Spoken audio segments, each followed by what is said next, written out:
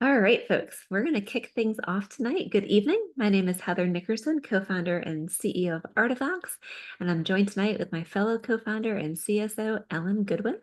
And we are thrilled to bring you our second in the series, the spring series of Evenings with Artifacts. Tonight we have two excellent guests who I think are really going to get us all thinking proactively about things we can all do to avoid, as the topic says, binders and videos from the grave. So with that, we have the CEO and founder of Trustworthy, Nat Robinson, with us. Nat has a long and illustrious career in technology, and he spent the past 4.5 years building what is truly an incredible product on the digital vault side, really emphasizing security, privacy, safety, and also white glove service. So we're going to let Nat talk a bit more about that tonight as we dive into our conversation with him. We also are joined by Rachel Donnelly, who is the founder of AfterLight and also one of the co-founders of PALS, Professional After Loss Support Services. Rachel is an expert in all things when you think about end-of-life planning. She also has amazing experiences and really funny stories to share that get us all thinking about what we need to do, even if we don't want to think about it. She also has just recently authored a book, Late to Your Own Funeral, which she'll talk more about as well. We're super excited to have her join us tonight. So with that, we're going to kick off tonight's discussion. As always, please feel free to pop into chat any questions you have. We will be monitoring chat throughout the conversation and make sure that we ask your questions. And we'll definitely leave time at the end for any questions as you think of them throughout. If you don't want to pop them in, happy to take them at the end as well. So with that, let's dive right into the conversation. And Nat, we're going to start with you tonight. We'd love to know, we've heard a lot about digital vaults, and I think some of our viewers tonight may not know what we're talking about. So if you could kind of share, what exactly is a digital vault and why do they matter? Yeah, sure. Thanks, Heather. Well, I mean, for our purposes, a digital vault is, and you touched on this in the introduction, primarily a secure and private place to store important family information. And that could be anything from IDs, estate documents, passwords, insurance, and more, obviously. Pretty much anything that is, something that matters to you and your family. At Trustworthy, we've taken that, what we think, a step further from just sort of secure file storage. We built a digital family operating system, not just storage, but a really smart collaborative space where families can organize everything, automate. We help automate the organization and do it all for you, and really stay ready for life's big moments, whatever that are, those what ifs. We've built something that's secure, private, and really intuitive to use, and kind of designed to work the way families work. Mhm. And I'll say firsthand, I am a trustworthy, not only a client, but a huge advocate. And I think with our family, we've got 5 kids, ages 13 to 29. There's a lot of moving parts. And considering that my husband and I travel a lot, sometimes for business, sometimes together, sometimes without the kids, it's really nice knowing that there is something that we can use and have everything in one place that should anything happen to us, our kids aren't left trying to sift through a file cabinet or try to figure out what on earth is the combination to our physical vault, or even, hey, mom and dad had a physical vault. Like, who knew? There's a lot of things when you don't, until you've gone through the experience of losing a loved one and having to pick up the pieces, sometimes you don't always think about that. And that's really our hope tonight, is to get us all thinking about that.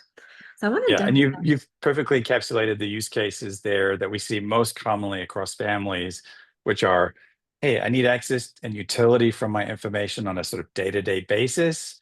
I want it for my family so I can give them access, appropriate amounts of access now and later, so that everyone knows where to go to find the right information in an emergency or if something happens to me. And then that last one is the, hey, it's not just about me, it's about my in-laws, about my relatives, about my parents. They probably have a horizon, this unavoidable horizon. No one gets out of life alive, right? So how do you help with those estate transitions as well? And so those are the big three use cases that lots of people consider for digital vaults. Yeah. And you all, Nat, if I'm correct, you all launched right in the heart, like right before COVID kicked off. You really kind of got building the core of your product during the height of COVID. How did that, when you think about kind of those use cases, like how did that affect how you built Trustworthy and what you thought about kind of on that daily basis? Yeah, well, as an entrepreneur, you will relate to this, as will Rachel. It didn't make life any easier in terms of getting a company up and running and fundraising. But it was a really, I think it's one of the many moments that people consider like, well, people weren't necessarily prepared for. The one of those what ifs. And those tend to be more frequent today. Some of the sort of drivers that help people consider getting more organized and prepared are climate change related disasters, geopolitical unrest. We saw wildfires in LA, we've seen floods, we've seen hurricanes, all kinds of things happen this year. But all everyday life events as well. We have a member who's part of the photo managers, another group that we work with, who had a friend, pass away at a pretty young age. And it really caused her to think about her own family, her own organization and preparedness. Was everything dialed in the way that it should be? So it can be kind of even like small things like going for an international, traveling over the summer, traveling internationally. Hey, am I sufficiently prepared? What if something were to happen during this trip? There's all kinds of moments across life where it causes people to think about taking stock of things. Yeah. No, I think that's totally true in this day and age. I think we're all thinking really carefully of what are those unknowns and how are we better prepared for it so we're not just reactive. I'd like to go back and touch on something you mentioned kind of in your first, when you were talking about what a digital vault is and how you built Trustworthy as the family operating system. Can you dive a bit more into the privacy and security piece of it? Because I think, for those of you familiar with artifacts, that's core to all that we've built here. And I think Yeah. when you look at Trustworthy, it's entirely core to what you all built too. Yeah, I think we're part of this big, movement around keeping information private and secure, not just secure, but private in a way that I am the arbiter of my information. I want to be able to control who has access to it, for how long, when, and why. And if someone's going to monetize it, could I be part of that? I should be part of that monetization, right? Rather than some big third-party company taking all my data. I won't name names, and No, utilizing no that names. for, for their profits, right? We're sort of anti that idea of like your information is monetized by someone else. But just to say it out loud, it's a foundational part. Security and privacy is foundational, and we spent a lot of time, really years now. You said 4.5 years, almost 5 years, building a secure and private platform. We use the same encryption and access controls as banks and the U.S. government. We've also built very special features for families like granular sharing controls, activity tracking and logging, smart suggestions that protect data without overwhelming you. And privacy is a really key part of that. Our business model is a software as a service business model. So we're not ever selling, in a situation of having to sell your information, or ever wanting to do that. Our job is just to protect it, period. No, and I think that's so critical when you think about the amount of information you would be putting into a digital vault, knowing that the safety and security is built in from day one and that you do control the data. That is, I think, paramount to everyone here tonight.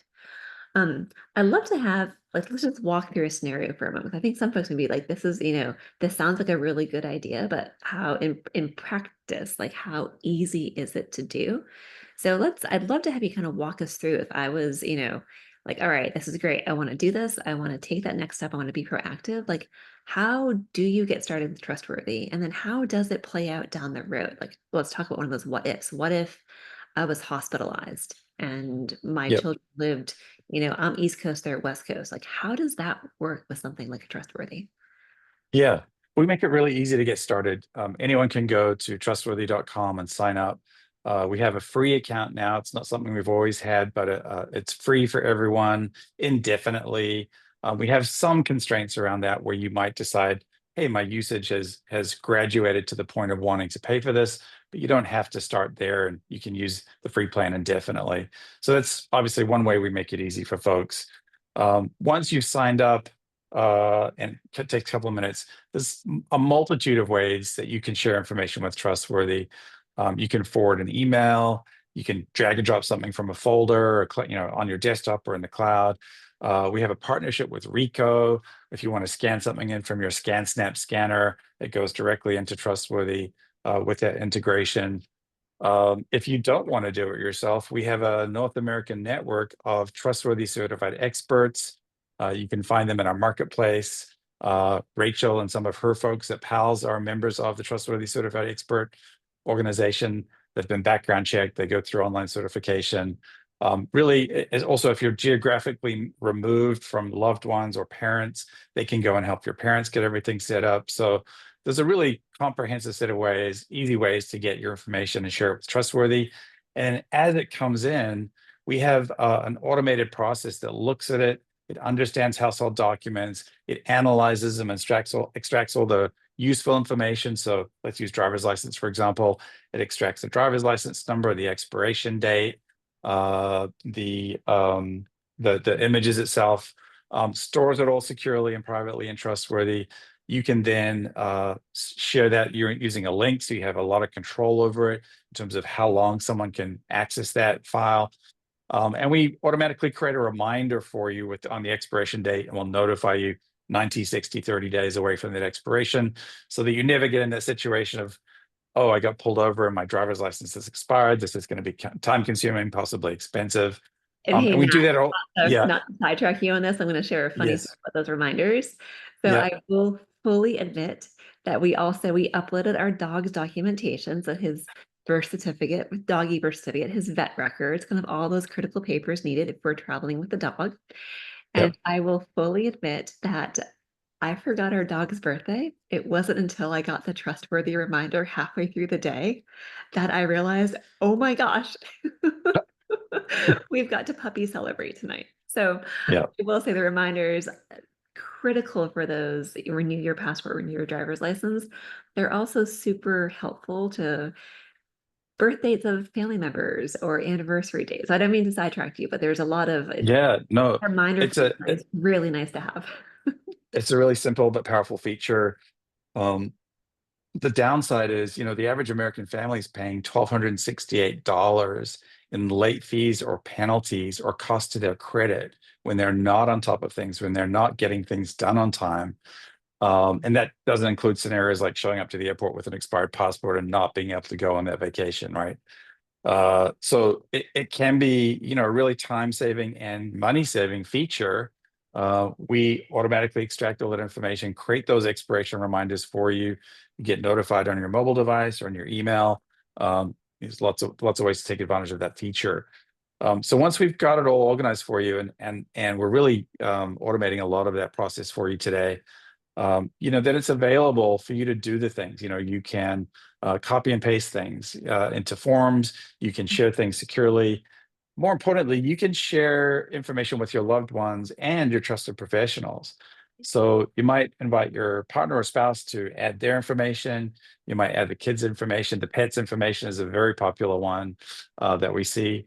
And, be on top of all that documentation and make it available to them whenever you know. So you have different kinds of collaborators in Trustworthy. We talked about those granular permissions, the idea of making someone, sort of full access collaborator like your partner or spouse, then maybe a parent or a sibling, could be a partial access collaborator. We've seen lots of parents invite their adult children to help manage their aging estate.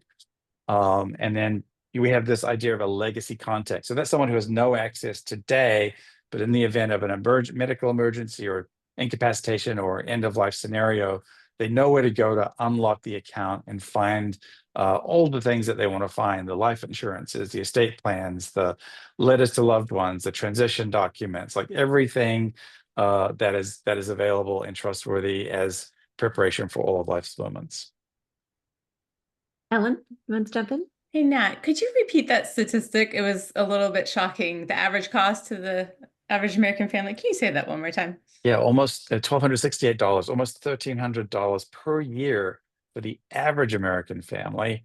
And those insidious bank fees, credit card fees, things that you may or may not notice in your statements, are things that add up quickly.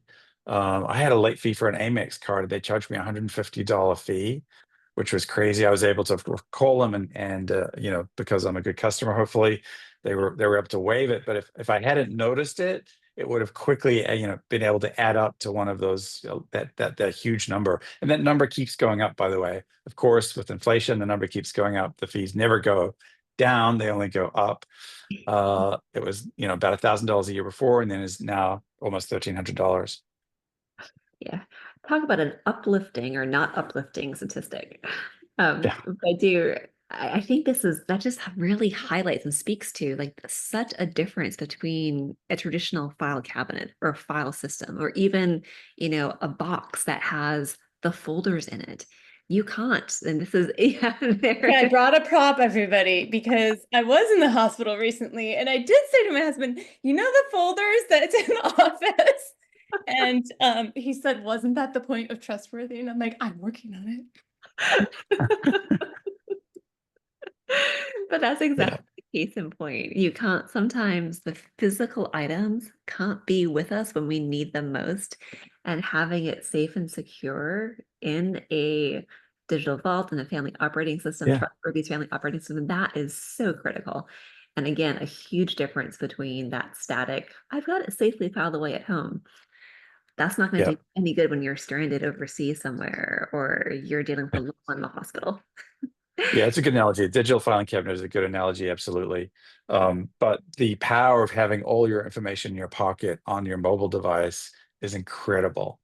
And just that feeling of like, I know exactly where to go to find it. I know where it is. It's in my pocket. It's on my Trustworthy mobile app, right? And when combined with the reminders, I can tell you our file cabinet and our safe has never sent us a reminder. Yeah, yeah, So Nat, indeed. before we switch over to Rachel, I'd love to have, what are your top kind of 2 or 3 tips if our viewers are wondering, like, what should I be doing right now to take action to help like deal with those what ifs that we Yeah. never know when they're going to happen? Like, what would you say? I think find a way to get a centralized view of your important information. Obviously, we'd love you to adopt Trustworthy, but if you have another system that works for you, that's great, right? Being able to, at least what we kind of like use this analogy of the treasure map. Like you don't have to have everything in Trustworthy, so long as there's a pointer to where it lives. Like, oh, it could be in a safety deposit box or a storage unit, or we had a early customer who was a retired Navy captain and he had precious metals buried on his property. So put those two together. He's in the Navy. He had precious metals. He's a pirate. Okay. And our question was like, does your family know where to go to find those things if something were to happen to you? Like, which tree are they buried under? And he's like, yeah, they know. But like, that's sort of a good analogy for Trustworthy. Like, if it's not a document that's in Trustworthy, stored securely and privately, you can create a note and say, okay, there's some stuff that lives somewhere else. Here's how to go find it. So getting that centralized view is really important. Number two is, sharing it sort of wisely. These Mhm. making good decisions about who to share it with and when and how do they get access. Someone you obviously love and trust and will be a good caretaker of that information and be able to, do the right things. Could be a trustee or a guardian. Third is, keep it updated over time. Uh, Obviously, Trustworthy helps you with reminders when things are expiring, but if you don't use Trustworthy, find a way to sort of remind yourself of when things are expiring and when they need to be updated. It's a term life insurance policy, or, even we have people using it for like changing the filters on their HVAC system, right? That's a thing that needs to happen pretty regularly. So Yeah. lots of ways, but those are sort of the three big key guidelines. Obviously, that's all in Trustworthy built in, but if you're not using Trustworthy, find a way to do those things for yourself, for your family, um, and keep it all up to date. Your future self and your family will thank you for it. And that's so key, right? Like keeping it up to date. I think we've all heard or read about the stories where a loved one passes away and there's been a divorce or there's been some situation in the family where the current spouse is not named on the life insurance or the children aren't named. And then you Yep. have a really heartbreaking story of you know the deceased did not intend for this to happen. None of us ever intend for those things to happen, but without the updating, without the reminders, it's so easy to forget. So I love that last piece of advice is regardless of what system you're using, like make sure you update it. Ellen. One question for you, Nat. Is there anything that you would tell people is off limits in Trustworthy? So, for example, they didn't give an example, but I'll give you one. Medical imagery that you get from a surgery or something like that, and you want to have the records for posterity. Is there anything Yeah. off limits in Trustworthy? No, absolutely not. I mean, we're HIPAA compliant, we're SOC 2, SOC 3 compliant, we're GDPR compliant. So you shouldn't worry about, being able to store anything that feels ultra secure or private to you. We've tried to cater to all those scenarios. I have x-rays, I have my medical records, I have my DNA. 23andMe is in a precarious situation, so I've downloaded all my raw files of my DNA. That's in Trustworthy. Photos, memories, obviously. Artifacts, if you've saved those out to a PDF and you want to keep those memories as well, those stories. Really anything is up for grabs. We don't limit you on the number of files or the amount of storage space. That's not a limitation in Trustworthy. You can do unlimited collaborators, unlimited file storage. That's part of the service that we provide. And I think that's another good reason why we love working with you all. We're very like-minded and not trying to create artificial limits that make it really hard for people to get done what they want to get done. Well said. Well said. Thank you. Awesome. All right. We will have more time with Nat later in the session for your questions. So please feel free to pop in the chat. But we are going to jump over to Rachel because I want Rachel to have plenty of time to talk about her work and the what ifs she deals with on a daily basis from the family she's working with. So Rachel, to start things off, we'd love to know a bit about like your founder story and journey. What led you to start PALS and AfterLight? Yeah, I like to say that becoming an after loss professional sort of found me, right? I didn't seek this out. And I feel like looking back now at my life, I feel like it's been leading up to this moment, right? Unfortunately, I lost a lot of family members. My dad died when I was 16. I watched my mom struggle as a youngish widow with sort of the administrative tasks of settling his estate, selling his medical practice, right? Like those sorts of things that were such an aha moment to me of, oh, wow, you have to untangle someone's life, right? After they're gone. And fast forward, after I was married, had two small children, I had just started a new job where I had no time off in the first 90 days. Unfortunately, my mom got sick and died in the first 60 days. And I was really overwhelmed with the administrative tasks of death and dying. Her death also left me to take care of her brother, my uncle, who was in latter stages of Parkinson's. So now I was a caregiver for an aging loved one, a caregiver for kids, and then an executor. And I really thought, wow, this is a huge administrative burden that I was not prepared for. Several part-time jobs that I did not sign up for. And I thought, why isn't there a wedding coordinator but for death? Where are the people that you need after the casseroles have dried up, after the meal train is gone? So one day I just had an aha moment of I'm going to create a project management style business to help overwhelmed executors manage the logistics of death and dying. And that is such a powerful story because again, until you've been there, you may not realize it. And I'm going to say, Rachel, I think you're superwoman or those are three really long part-time jobs. Because when I went through it, I would say they're full-time jobs. Like, They are. Yeah. And then a caregiver. And then a caregiver, right. And people don't realize it can take over 500 hours of work to settle an estate with 100+ tasks. And these tasks usually need to be done during regular business hours, right? Monday through Friday, 8 to 5. And if you're working sort of a regularly scheduled job, that's nearly impossible. So I did end up having to leave my job after 8 months because I just could not manage all of those things. And I took off time. I didn't even take off time really after both of my kids were born. I took off, the standard, but I had to take off more time to be an executor, which is, you think about that, that's a little bananas, right? No, So, it's totally nuts. And I'm with you. Like, I feel like, because I went through the same thing with my mother passing. I was yeah, running a security company, but commuting back to Boston to deal with the estate for yeah, months and months and months. yeah, The other part too, I think you hit on is that you're doing all these roles, all these jobs, like kids, yeah. caregiver, executor. Where do you find time for yourself? You Like, don't. And that's the thing, is I think that really hamstrings your grief process, right? Which I think is needed, is necessary. We deserve that. Everybody should have the right, the ability to grieve their most important people, right? And it's a process we should all be able to go through without sort of red tape and bureaucracy. So I feel that this is, by creating this business and being an after loss professional, I am giving people the space to grieve.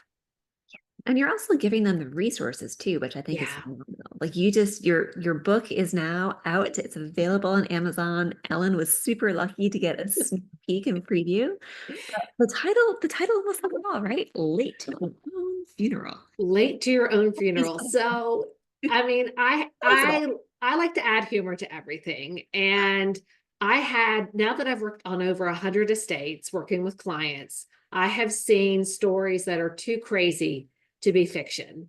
And I wanted to sort of give a nod to my mother, who we actually made her late to her own funeral when she died, because she was late to everything. And we asked the funeral home to bring her out 30 minutes later.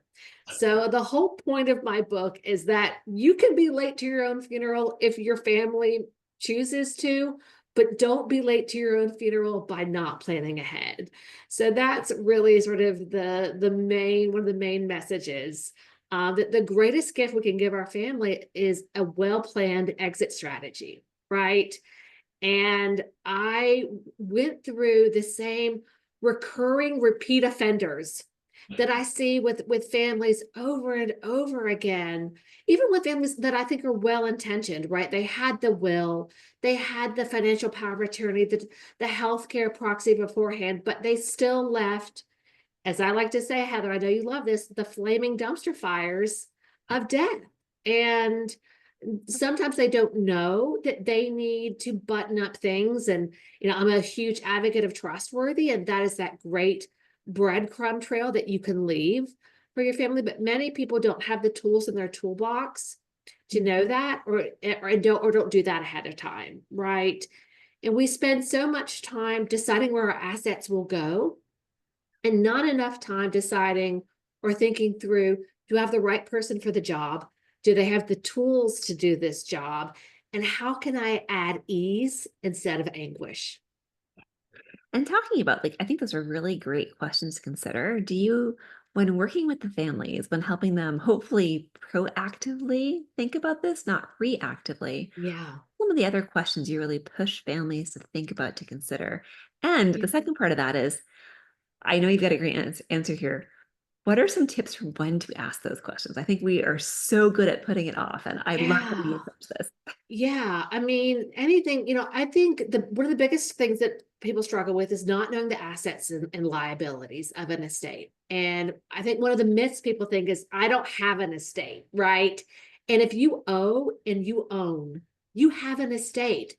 So whether that is in Trustworthy, which I love, or it's a Google sheet, right, where you're just documenting your assets, your active accounts, what you own, right? I just had a client today that their mother just died, and they did not know she had a mortgage on the house, a loan on the car, right? And so we're untangling all of these things for them that they will now have to deal with.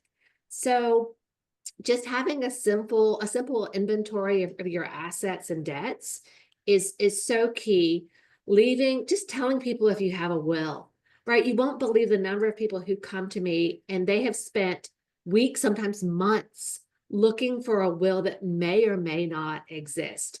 Being clear is being kind, right? And listen, no judgment, maybe a little bit of judgment if you're not going to have a will or any estate planning documents done, but saying, hey, I'm not going to do it so that they don't end up on a wild goose chase can be super kind to your loved ones. And I've already forgotten your other question, Heather. I was gonna say, so now that we've got those questions out there and like things we should talk about, when should we talk about? Yeah. I think you've got some really, I'd say, Yeah. intentional, but oh so perfect suggestions for our audience. Yeah. I mean, I always think a great time to have this conversation is when you're going through the estate planning process yourself, modeling it for other loved ones and saying, you know what, I've just gotten my will and or my trust, my financial power of attorney, my healthcare power of attorney in order. Here's how that made me feel, right? And I wanted to share that with you. And I feel so much better knowing that my kids, I have minor kids that they're taking care of, right? That I know somebody would be able to advocate on their behalf, that they would have access to funds. So going through that, if you want to take my book and read one of my countless horror stories in there and use that as your own fodder and say, I heard about this person and this is what happened. Sharing a cautionary tale is also, and saying, you know what, that really made me worry. Can you help me? Can we do this together? Can we talk about this and make these decisions together in order to make sure that somebody can advocate on your behalf, that you're going to be taken care of? Mm-hmm. So coming to it from a way of with compassion, right? I think, and curiosity and not authority, which I can do that sometimes, but coming to it from concern, I think is paramount. And I think Ellen and I both love how you incorporate humor into this. And I think it was last Thanksgiving or around Thanksgiving, you had a fabulous, I think it was a blog post. And it was, I remember, pass the rolls. And by the way, do you have a will? But that really struck a chord because it's the whole, like, you're sitting around the table together. How many times do you talk about the weather? Like, yeah, as I say, talk more than turkey at Thanksgiving, yes. right? I mean, like that is a perfect time. You're with family, you're reminiscing. And that may be a great time to say, you remember what happened to great Aunt Myrtle? And, and you're talking about family. And then that could be a great segue. And then you maybe make that a family tradition. You talk turkey every Thanksgiving and you revisit where things are. Every time we go to my in-laws' house, he pulls my husband aside and says, here's where the vault is. Here's, where the code is, right? So those can be great times and great segues for these conversations. And I think, Rachel, you're really hitting a chord here. Judy had a great comment. Oh, sorry, Ellen, do you want to jump in? She says, interesting that we don't have a family ritual. Oops. Going too fast. Interesting to know a family ritual of creating estate plans for young people when they turn 18, and then everyone in the family could have a ritual review and update of their estate every 2 years. Oh my gosh, I love this. Yes, because I have 2 teenagers at home and I've already got it in the queue that as soon as they turn 18, we're going to get a financial power of attorney and a healthcare and advanced healthcare directives, because as soon as they are grown and flown, I'm not able to speak with their doctors, to advocate on their behalf. If they were to get a car wreck and needed to access their funds, I would not be able to do that. So if you're 18 and you are breathing and have a pulse, you need to take a serious look at your legacy planning. And that is great advice. It's not just, we think about the what ifs, right? Like end of life planning. Like, what if could happen to us anytime? Yeah. And that's when you're 18 in the US, that's when it changes. And I'm going to say too, if you do that, right? Ideal situation, you go through that with your child as they go off to college, put it into Trustworthy, because gosh knows what 18-year-old is going to end up. They may be going to school in your backyard, but they could be on spring break across the country, or they could be overseas. Absolutely. Absolutely. Yeah. Nat, jump in, please. Yeah, I just want to chime in. I sort of mentioned this in the chat, but like we see the opposite, like not only protecting your loved ones, your teens going off to college or at any age really, but empowering them, like making sure that they have access to their information, their birth certificate, their driver's license or IDs, whatever it is, so that they're not always coming back to you, mom, dad, where's my, fill in the blank kind of thing. we had this great story of a photo manager who said, "Oh, I just sent my kid off to college. He'd broken a lot of bones in his teen years, and he was going to be, geographically removed from the family. I uploaded all his X-rays so that the next time he breaks a bone, he could just show the doctor in the local hospital and not have, us not have to madly like send the files out somewhere." And great story of enabling your teen to take responsibility for their own paperwork, this sort of passing of the baton moment when they technically become an adult and likely go off to college or go off to a job somewhere. It's all about raising adults, right? Like helping, to your point, being empowered, being informed, and be able to share that critical information, ideally Yeah. from fingertips. So Giving them that agency, I think is so crucial.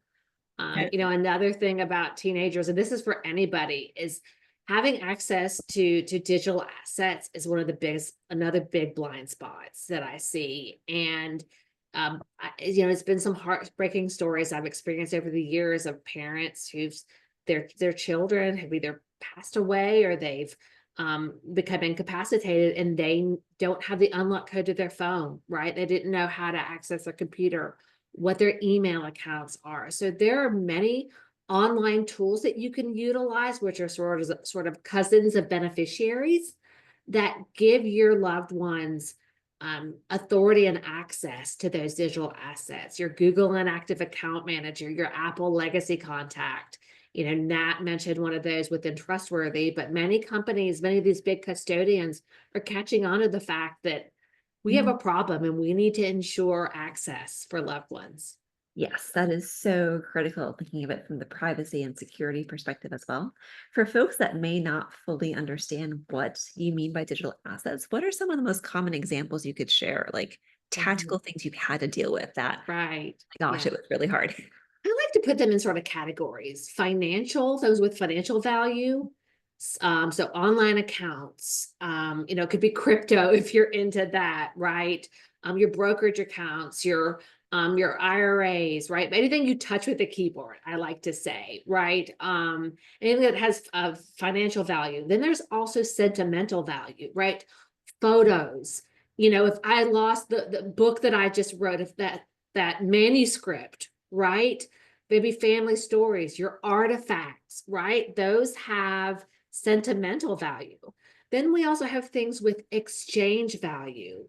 That could be your Sky Miles, right? Amazon points. So I'd like to say anything that you sort of touch with a keyboard that can be stored in the cloud, on a device, on an online account is considered a digital asset. And making sure you have a plan for those different categories, because some things you can't put a price on. Those photos of you and your loved one that are in your Google Cloud, right? Those are priceless.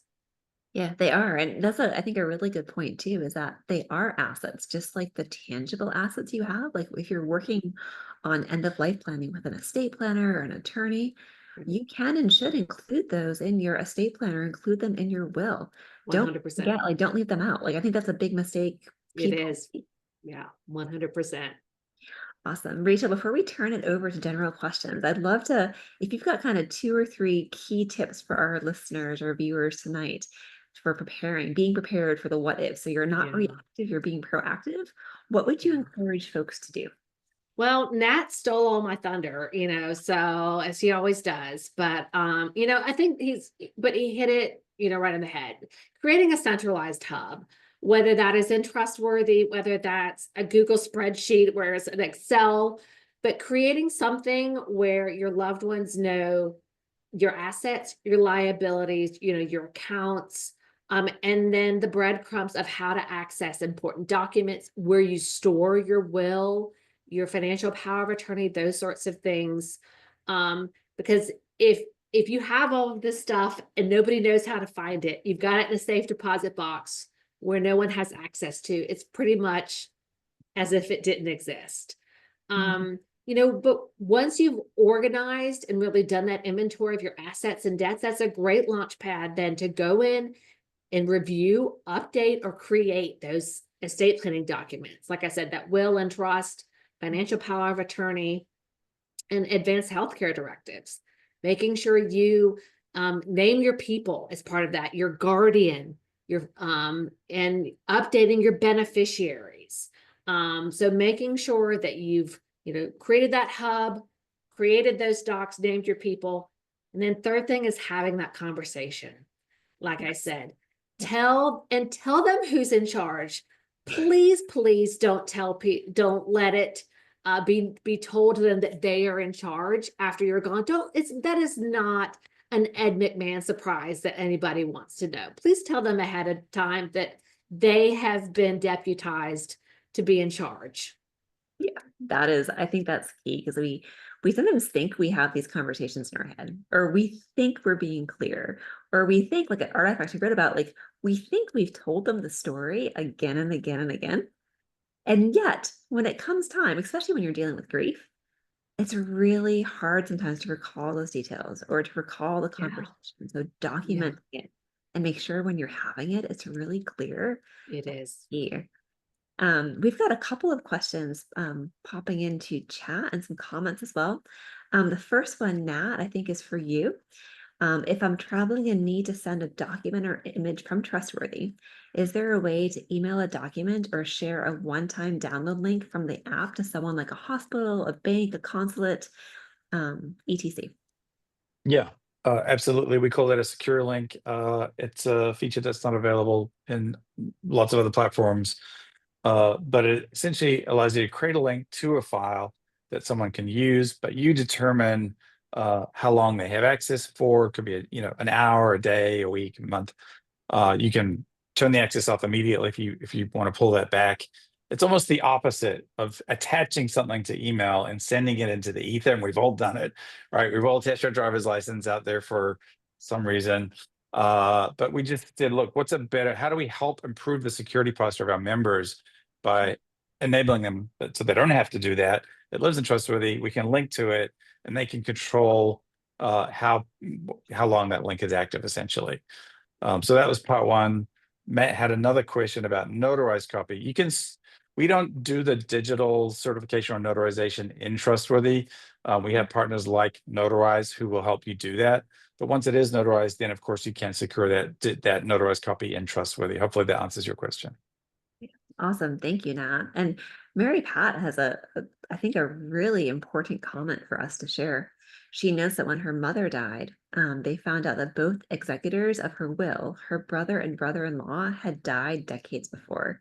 Like, Rachel, this goes to your point about updating. Yeah, every 2 to 3 years. And especially if it's, there's been a death, a divorce, a diagnosis, a displacement, right? Those things are great triggering events for you to say, you know what? I need to revisit my estate plan. I recently had a client who found out that her ex-husband had named her the beneficiary or the executor of his estate. They had been divorced for 50 years. I don't know if that was the greatest revenge and he was just, or what, but it was bizarre. She stepped up and did it. But talk about being out of date. So yes, if all of your executors and your documents have died, it's time for an update. And I think Celie has this is great. Death, divorce, diagnosis, displacement. Yes, yes, and yes, Yes, Rachel, yes. all the way around. The 4 Ds. Yes. Yeah. So I guess the key thing here, right? You can only update what you already have in place. So for both of you, Nat and Rachel, do you see those life transitions as kind of prompting points for people to take action? And what if you're with a loved one who wants to help nudge them along the way? Any tips for thinking about, hey, like now that we're downsizing, or now that we're retiring, or now that you just had your second child, whatever that life moment is, like, what have you seen worked to get people to be proactive versus reactive? Yeah, I'll let Rachel go first so I don't steal her thunder. Well, I mean, yes, all those things that you just mentioned are all great triggers and when you should revisit anything. And not only, especially if you move, that's always a great time to say, where am I keeping those documents, right? Where's that breadcrumb trail, right? But it's not just about your documents. I also say revisit your beneficiary designations every Mhm. year. You wouldn't believe, like we said, the number of people, as you mentioned, who have an ex-spouse or someone that they didn't mean to is the beneficiary designee. So not only reviewing your documents, how they're stored, current financial accounts, as things if you closed or moved a bank account, making sure those are current, complete, and correct. That is the thing to do. Yeah. We do a combination of things. We sort of do some annual check-ins, but then it's more of like organize as you go or update as you go. So as things come in the mail, quickly scan them in, get them into Trustworthy. As you're maybe doing transactions or refinancers or buying or selling a home, copy your Trustworthy email that you would get a special email from Trustworthy. You can copy on anything or ask your realtor to copy. All of that documentation comes into Trustworthy. It's automatically organized. So we sort of take this, like do it as you go, so you don't have this overwhelming set of tasks, once or twice a year that can be burdensome.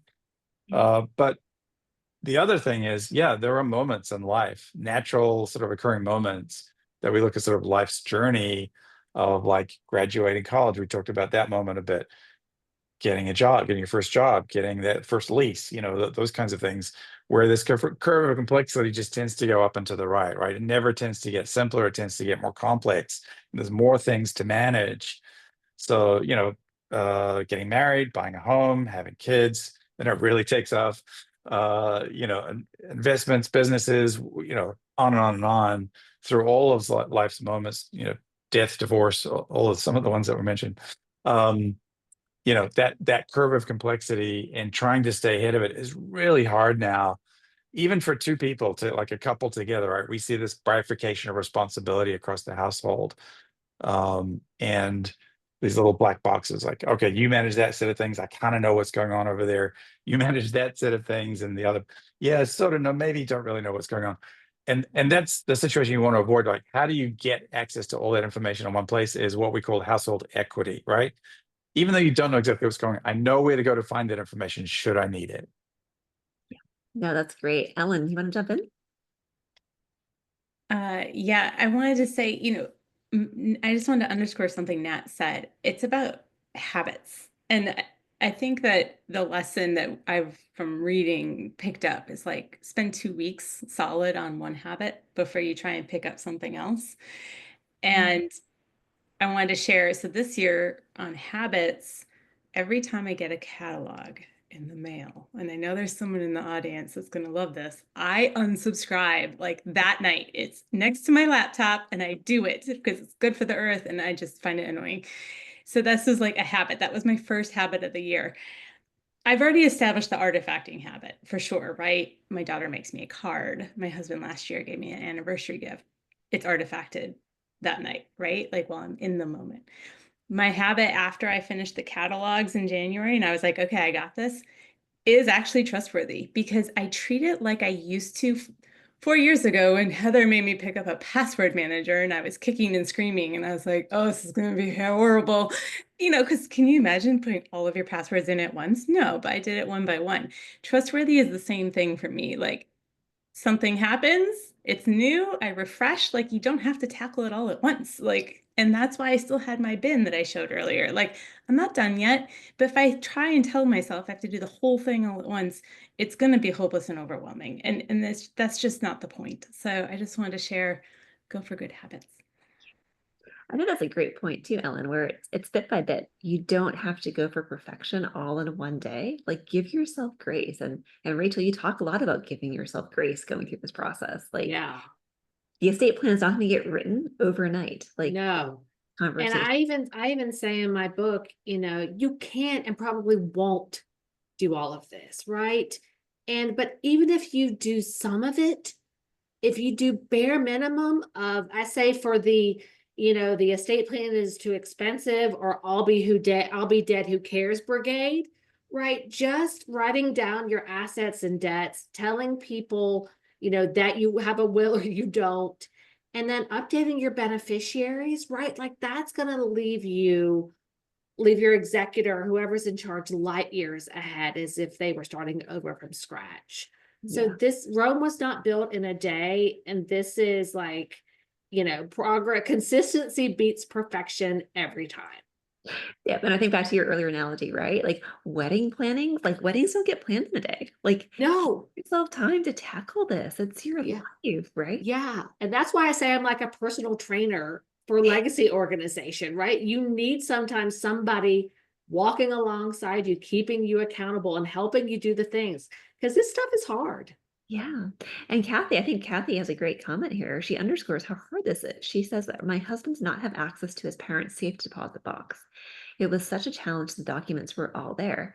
And this goes back to, I think, what we talked about earlier, too.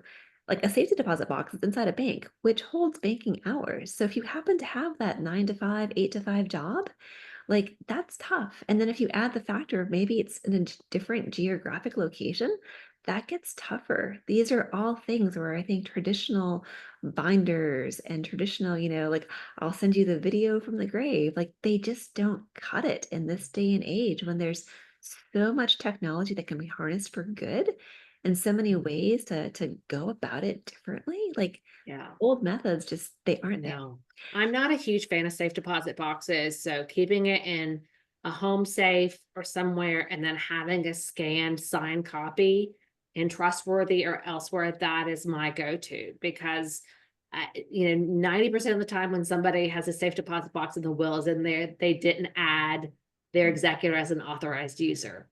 Then you've got a petition, then you've got to go through the process, you've got to get somebody to come in there and drill the safe deposit box, and it's just time and money and energy. Yeah.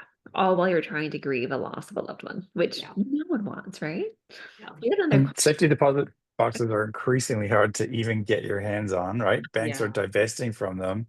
They're not insured. They're not FTC insured. Stuff gets lost all the time. And of course, as we know from LA fires, banks burn down as well. And so do their safety deposit boxes at certain temperatures, right? They're not Yeah. infallible. Yeah. That's a really good point, Nat. Like I don't think we always think about like the global scale of those what ifs and how it could like what could be something you think it's never going to affect me. Once it does, sometimes it's too late. You can't go back and recreate what's inside that box. We've got another question here in chat, and I've got a little bit more time. So I think this is for both of you, Nat and Rachel. Any examples of real moments you heard from your users to drive home the intangible value of your services? I have some, I'd like to focus my answer on sort of day-to-day use cases. And because I imagine Rachel has sort of end-of-life use cases. We had an investor who told a story about his wife who was a Canadian citizen, and they live somewhere in Texas, and they were taking a trip. And of course, the day before they go, they get their passports out, and she's like, "My passport's expired. What are we going to do?" She had to fly to another city in Texas to get an emergency passport set up. And just the cost of that, the flight, the emergency fees alone would have justified Trustworthy for multiple years. So that's one obvious use case of like staying on top of make sure everything's up to date. Now, the other one's more flippant. A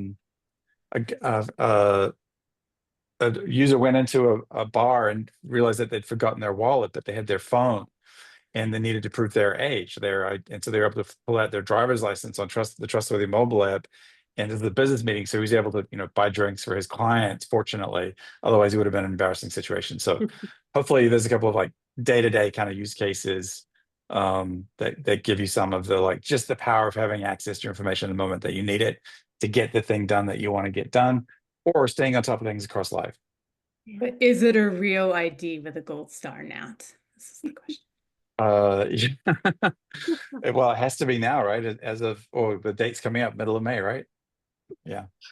May 7th. Yeah. I'm going to go back to that case that I mentioned of my client who was named the executor of her ex-husband's estate, and she had no idea the makeup of his life, right? His assets, his debts. And she lived 500 miles away. I'm in Atlanta. The estate was here in Atlanta, and we were able to help her put together through our research and our platforms that we use, find all of his assets and debts. There was a mortgage that was woefully behind and was the house was about to be foreclosed on. So we were able to get that up to date, keep the house from being foreclosed, get the house cleaned out and ready for sale. And she didn't have to come to Atlanta a single time. So, help her file all the taxes and do all the things that she needed to do that would have taken her countless trips back and forth and a lot of mental and physical energy to do. So I like to say that we can help people do all of the things so that they can get back to their lives. Yeah, that's so true. And Rachel, if folks are listening to this being like, oh my gosh, like I need to talk, what is the best way for folks to reach you and your team? Yeah, they can reach out to me. Go to my website at myafterlight.com. You can find me on LinkedIn, on Instagram at myafterlight. Of course, you want some tips and tricks, you can check out my book, Late to Your Own Funeral, which is on Amazon and everywhere that you buy books. It will also be on Audible coming out soon. So for those who are not readers and want to listen to it in the car. Did you record it with your Southern? Everybody, I just want to say, we in the Goodwin household have adopted a number of Southern expressions that I have been taught by Rachel through the years, and they are littered through the book in the most poignant ways. You are in for a treat on the Audible. That is forthcoming. I popped the link back into chat, Rachel, for your book for folks that are interested. It is a great read. And Nat, what's the best way for folks to reach out to you and the team if they've got more questions about Trustworthy or they just want to get up and running and they're ready to go? Yeah, just go to trustworthy.com. Hit on the start a free trial button. It'll be free forever unless you decide you want to have a paid version. And you have a lot of important information that you want to keep track of. That's a really hopefully easy URL to remember, trustworthy.com. Or you can email me, just nat@trustworthy.com. Happy to take any questions or give you a demo or show you the platform. Awesome. Thank you. And thank you all tonight for joining us. Thank you for the great questions. We've got one more comment. Tracy noted that as she read the book, Rachel, she could totally hear your voice, which is very true. That's hilarious. Thank you, Tracy. So I want to say thank you all for joining us tonight for our second evening of Artifacts this spring. A big thank you to Rachel and Nat for sharing their wealth of information, experience, and also tips for how we can do better than binders and videos from the grave and how to be proactive and not reactive. As always, the recording for tonight's session will be posted to the YouTube channel, our Artifacts YouTube channel, tomorrow afternoon. So feel free to rewatch if you want to rehear some of those tips and tricks or share with others. And then next week, we're thrilled to have Matt Paxton, the star of Discovery's new series, Filthy Fortunes, and also the star of Hoarders and PBS Legacy of Matt Paxton, join us to talk about all things downsizing and decluttering and share his tips and tricks for how to make that process not as hard as it usually is. So with that, we want to say thank you so much, everyone, for your time tonight, for your questions. Thank you, Rachel and Nat, and we look forward to seeing you next week. Thank you for having me. Thanks. Thank you.